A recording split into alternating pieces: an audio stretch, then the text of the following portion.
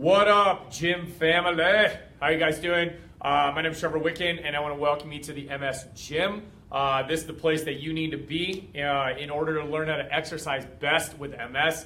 We're the largest and the most comprehensive site for exercise in MS on the web, and I'm super happy to lead you guys through the movement patterns that are going to restore your strength, your balance, your coordination, your function, and your mobility. So last week, into yesterday, we were really working on a sequence on hand, wrist, and elbow.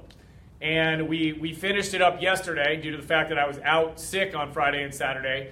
And we did a full circuit yesterday. And so I kind of was I'm going to be honest, I was kind of at a loss today. I'm like, all right, so what should we focus on the rest of the week?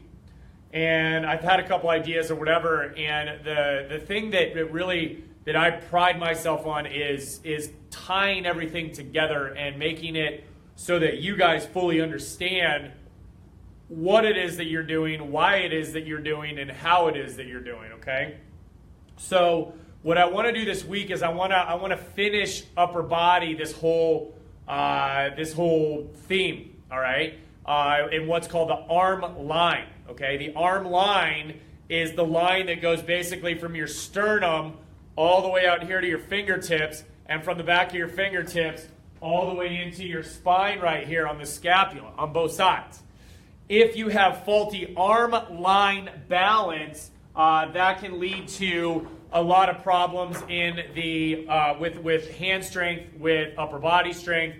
It causes your neck to become super over dominant. It becomes causes your core to become weak. It causes your diaphragm to become overactive, and it can a lot of times cause the low back to actually start to freak out, because if we're kind of stuck in this position here, we got concavity here, right? Because we're all down this way. We got convexity here, and then we also a lot of times have this arch in our back. So it can cause a lot of spinal problems.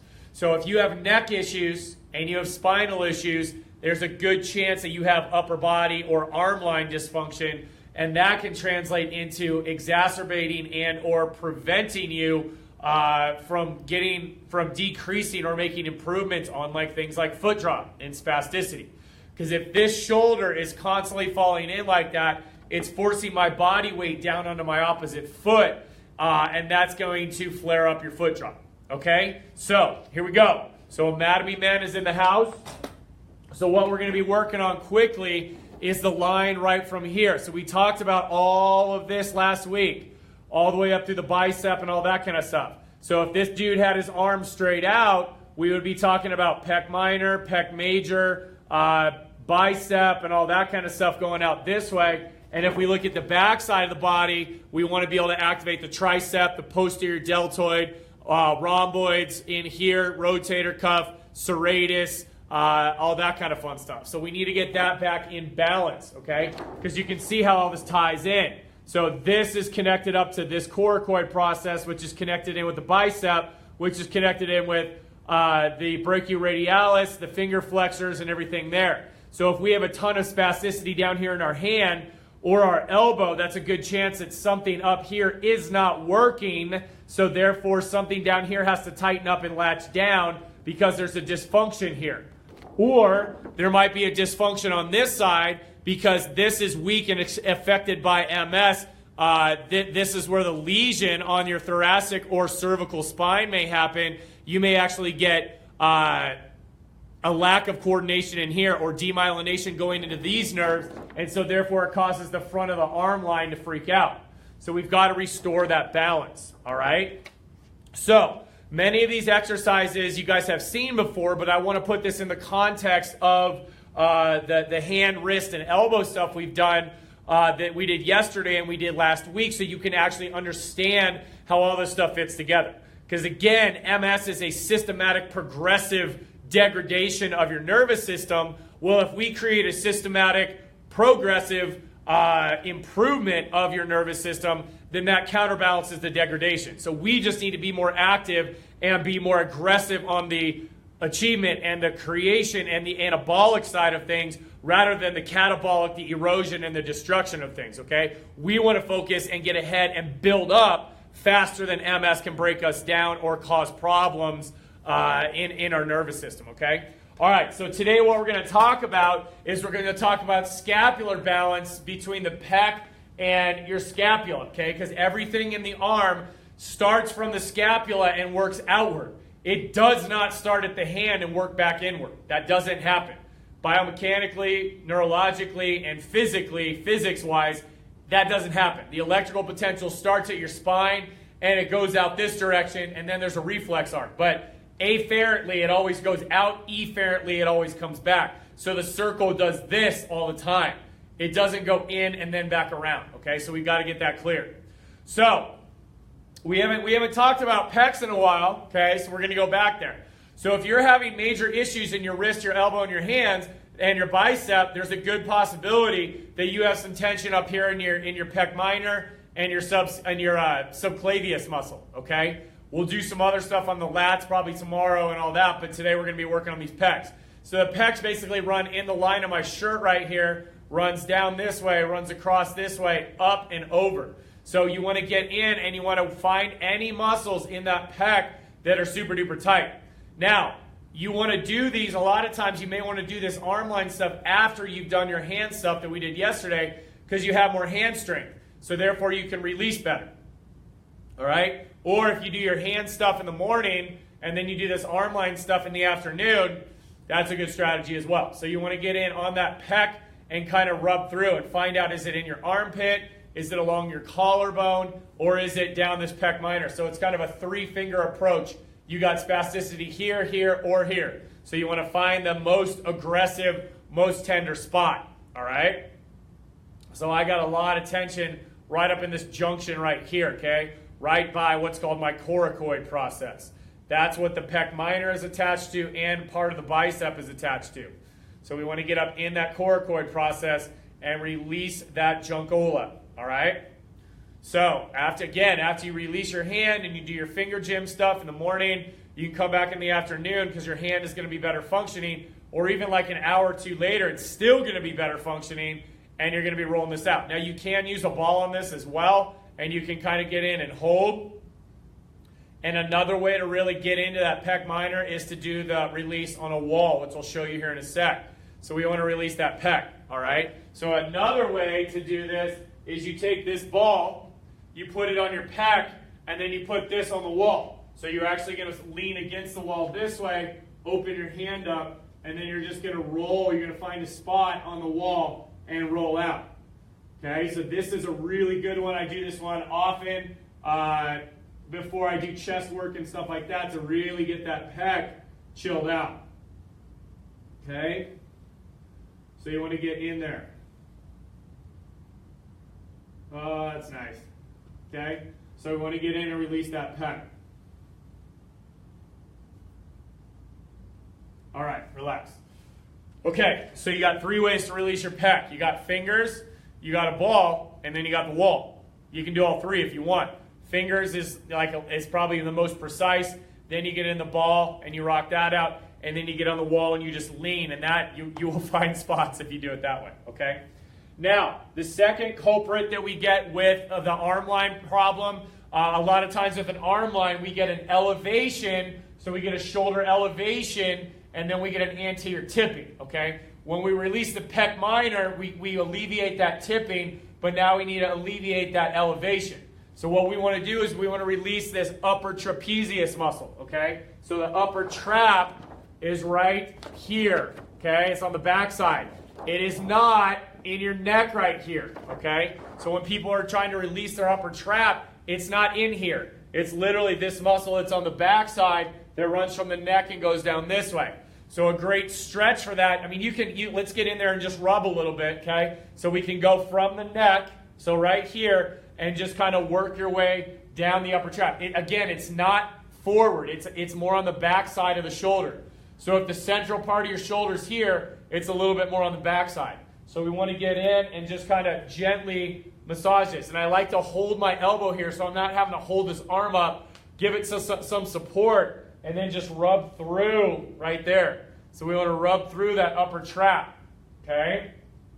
So probably in a circle, these bad boys can get super tender 30 seconds is not going to take it all away, but it can definitely get you a good start neurologically to work these exercises better, okay? So we're going to go through here. We're going to release that upper trap, and mine's really tender up by my neck. I hold a ton of tension up in my neck, and I've also been coughing, and I've also been sick, so there's a ton of tension up there. Okay, so we're going to release that upper trapezius. Okay, so I'm kind of holding on it, and then I'm kind of just pulling on it. So we want to release that, okay? Again, you can put a ball on the wall in like a sock, throw it over your shoulder and get up in there as well, but hands are typically pretty good. So we want to go into a dynamic stretch for the trap. So what we're going to do is our hand is going to go this way, okay? We're going to put it out to the side, and then we're just going to let our head fall to the side, okay? So what we want to do with this hand, if this is the trap we're stretching, tip your head a little bit toward the stretching side. We're going to reach down and away. So get your hands kind of out this way where they're comfortable. You don't want to be super in like this. So just let it sit out comfortably like this. We're going to tip our head to the side.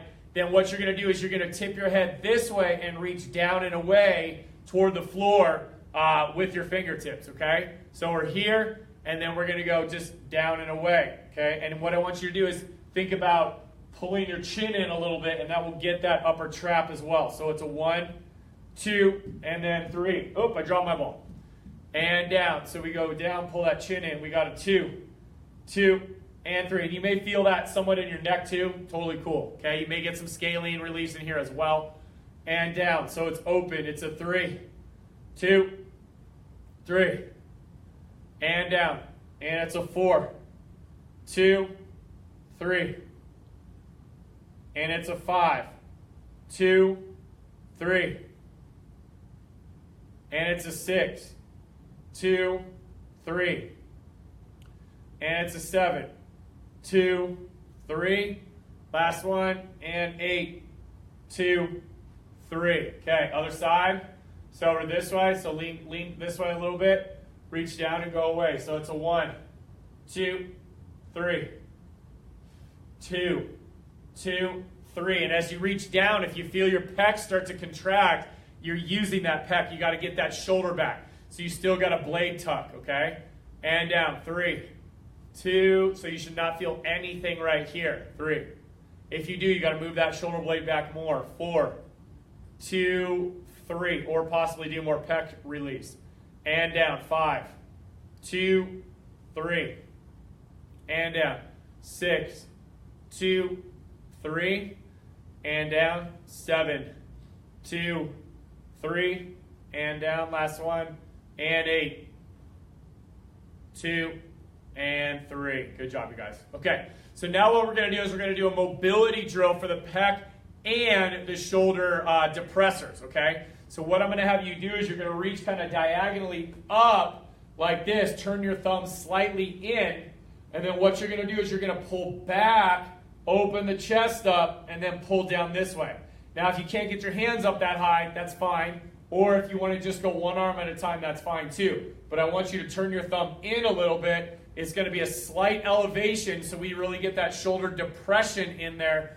You're going to pull back and you're going to open up, okay? You're here and you're going to open up. So your thumb is in, you're going to pull back and pull back this way. Like you're like, hey, give me 5. And they're like, ha, too slow, something like that, okay? So your hand's in here, you're going to pull back and you're going to open that chest up, all right? So if you're doing it a double whammy, you're this way, pull back, and it's kind of an I give up, pull the shoulder blades down, okay?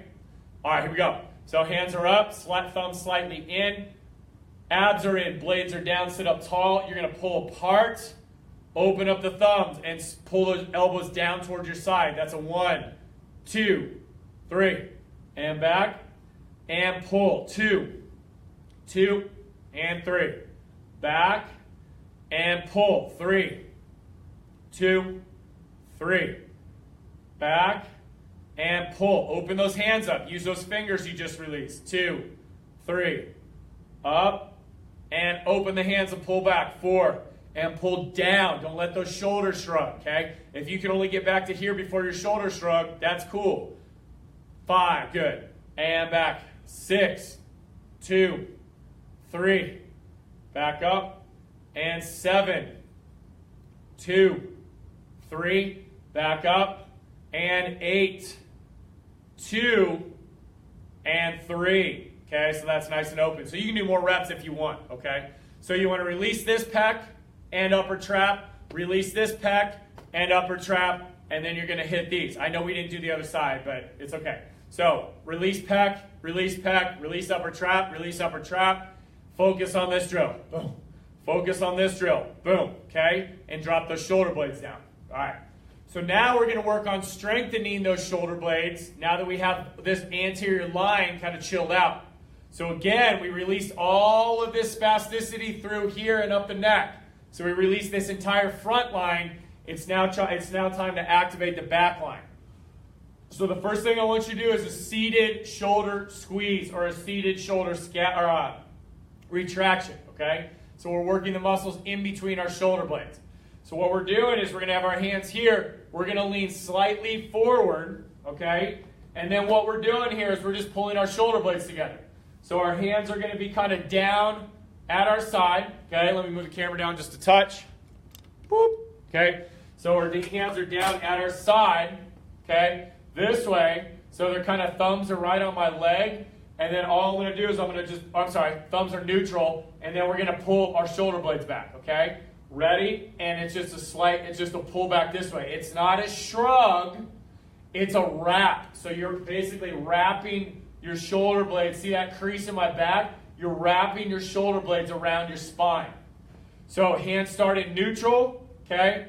And then we just wrap. So it's a 1. And as you do this, your palms should turn open, okay? So it's here, leaning forward a little bit, abs in, blades down, and then we open. Okay, here, and then we open. All right? Here we go. Ready? And we just pull back. 1. And we just use the shoulder blades. We're not getting a lot of arm motion in yet. We're just trying to use the shoulder blades. And 2. It's very hard to isolate out the shoulder blades apart from the humerus, but that's what we got to do to increase mechanics. Relax.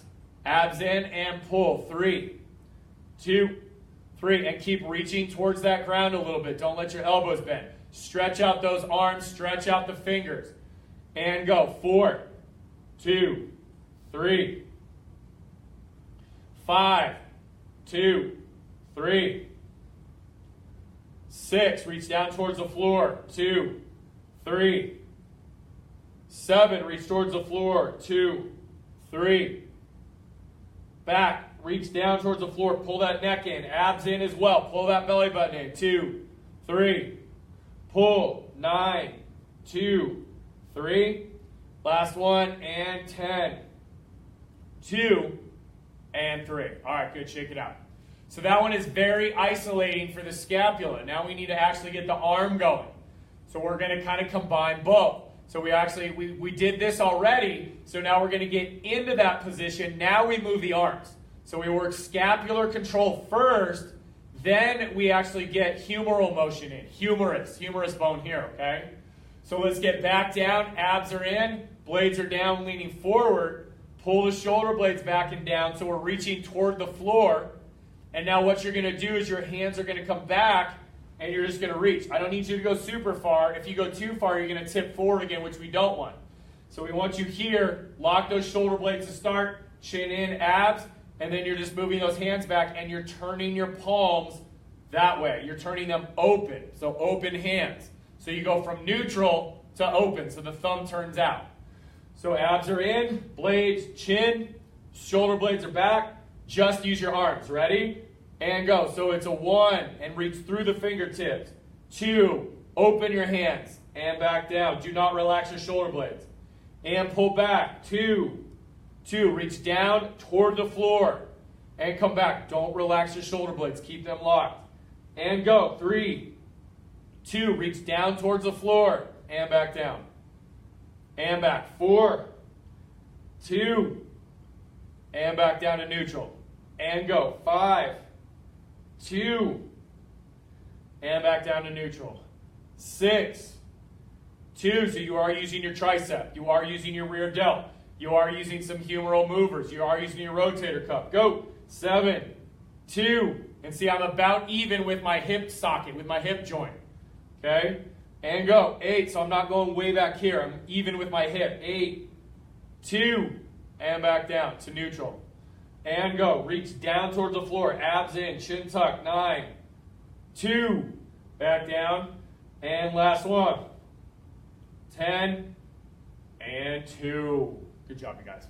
I can feel that, okay? I can feel that in the long head of my tricep. I can feel that in my scapula. I can feel that in my lats. I can feel that in my posterior deltoid. And I feel a stretch through my bicep, my pec, and my neck a little bit as well, especially when I pull that chin in as I do this. And that's the key. You don't want to let your head fall. So you want to keep that chin back and just lean forward to as much as you're comfortable, and then pull back, and then come back down, and then pull back, and then come back down, okay? So that's how you roll. So you don't want to get too much compensation coming in because your shoulder is trying to figure out what the heck it's supposed to do, okay? All right, so that's part 1. We got Wednesday, Thursday, Friday. So we're going to get this whole thing rocking the rest of this week. Tomorrow we'll probably do some stuff on the bed, table / floor to show you guys how to do this in a different angle, and then we'll do it probably in a quadruped position as well. And that'll be 3 solid days. Then we'll put it together for you for full circuit Friday. Okay. All right. So if you like this video, hit a like. If you want to love it, hit me a love. Comment away if you want. Let me know how your hands are doing after yesterday, your forearms, your wrists, and how it feels when you combine it with this arm line stuff. Okay. So I'm trying to put this together in a nice sequence for you guys and tie this all in, because again, the entire body plays as a circuit. So if we do all this amazing hand and forearm work down here, and then we do nothing to address all this and balance out that scapula, you're missing the big daddy movers of the entire upper limb. Okay, so I always want to leave you guys with a complete equation and not have you just try to figure it out and then end up with shoulder problems. My hand feels better, but my neck and my shoulder hurts. I don't want that, because that's kind of how MS plays, and that's how the body plays as well. Okay, so I love you guys. You're doing awesome. I'll talk to you soon. All right, bye.